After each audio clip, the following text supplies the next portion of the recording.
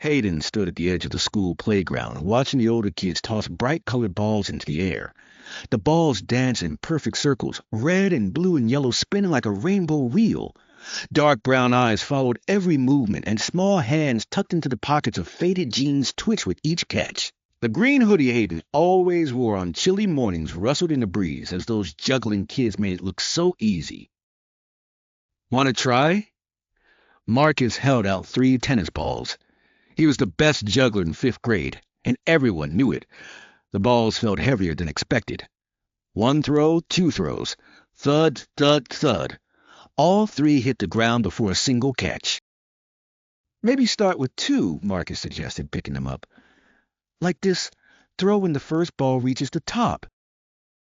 20 tries later, the balls still refused to cooperate. They bounced off fingers, rolled under the monkey bars, and once even bombed Mrs. Peterson on the shoe as she walked by.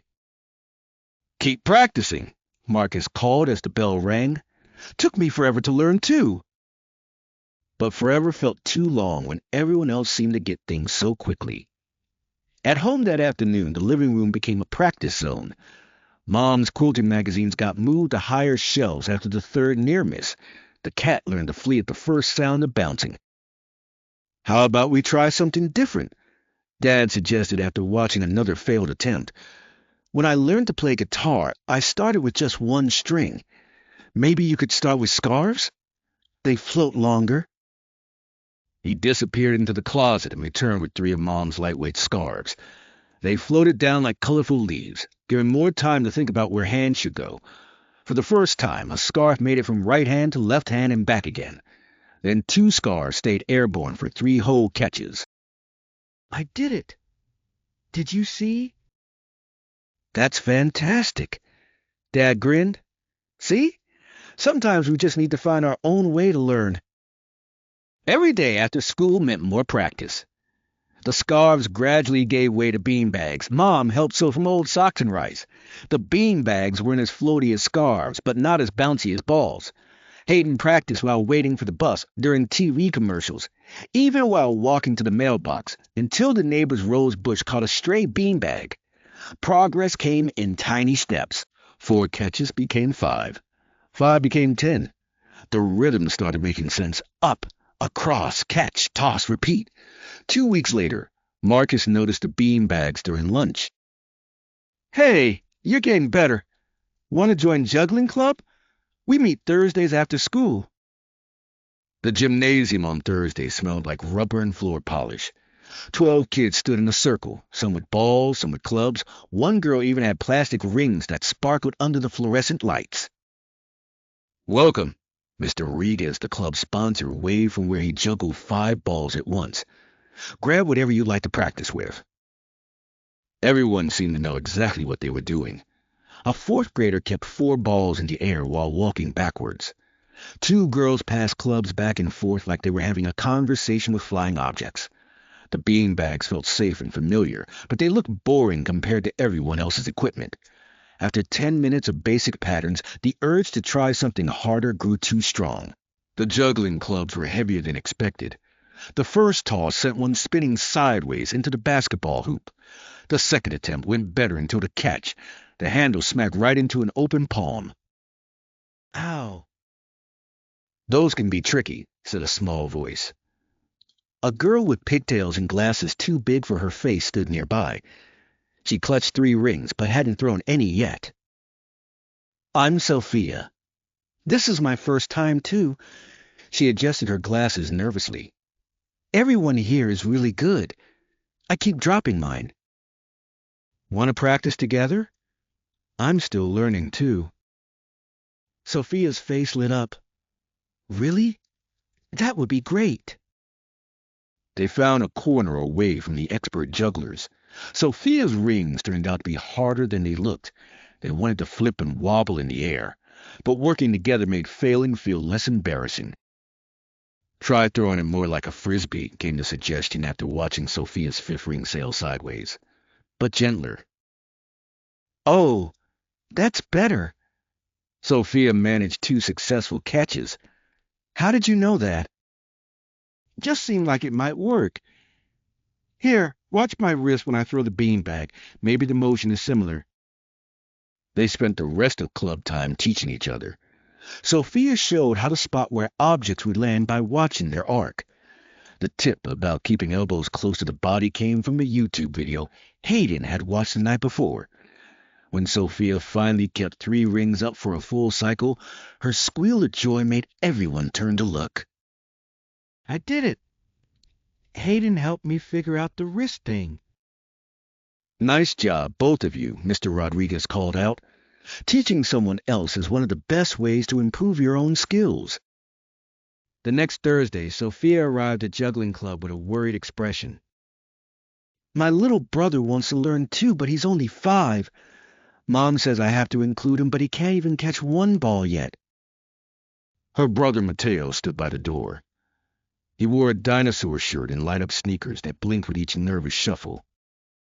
Hi, Mateo. Want to see something cool? Those scarves from the very beginning were still in the practice bag.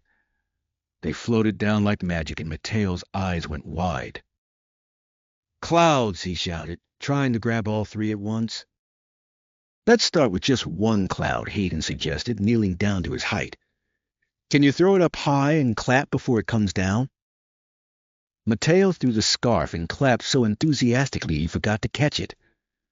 But he laughed like it was the funniest thing ever. Sophia watched, her worry melting away. You're really good with him. Everyone has to start somewhere. Look, he's already getting better. Mateo had figured out that gentle throws made the scarf float longer.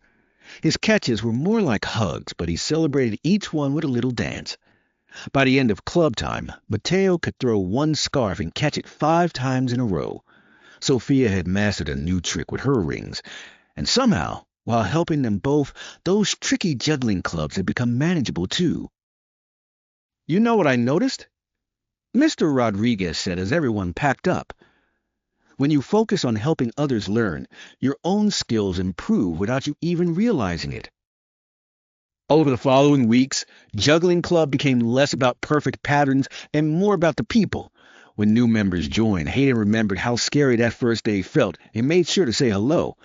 When someone struggled with a trick, sharing a similar frustration often helped more than technical advice. There was Jeremy, who got so frustrated with dropping balls that he almost quit until someone showed him the sock beanbag trick. There was Aisha, who taught everyone a rhyme from her grandmother that made the rhythm easier to remember. Even Marcus, the 5th grade expert, admitted he still dropped things when trying new patterns. That's the thing about juggling, he said one afternoon, after spectacularly failing at a 7-ball attempt. You never stop dropping. You just get better at picking things back up. The spring talent show announcement caught everyone's attention. The Juggling Club always performed, but this year felt different. I think we should do something special, Mr. Rodriguez suggested. Not just showing off our hardest tricks, but something that shows what our club is really about. What if we taught the audience? The idea tumbled out before thinking it through. Like, start with some of us struggling, then show how we help each other get better. I love it. Sophia bounced on her toes. We could show Mateo learning with scarves. And I could drop a bunch of clubs on purpose, Marcus added, grinning. Then someone could show me an easier way. Everyone contributed ideas. The performance would tell the story of learning together, complete with purposeful mistakes and patient teaching moments. Rehearsals were more fun than regular practice. Mateo got to be the star of the opening scene, catching his single scarf, while the expert jugglers pretended to be amazed. Sophia and her rings demonstrated how friends could help each other. Even the part where everyone dropped everything at once, then helped pick up each other's props, got added after it happened accidentally during practice. You know what's funny? Jeremy said during a water break. I'm not nervous about the show at all.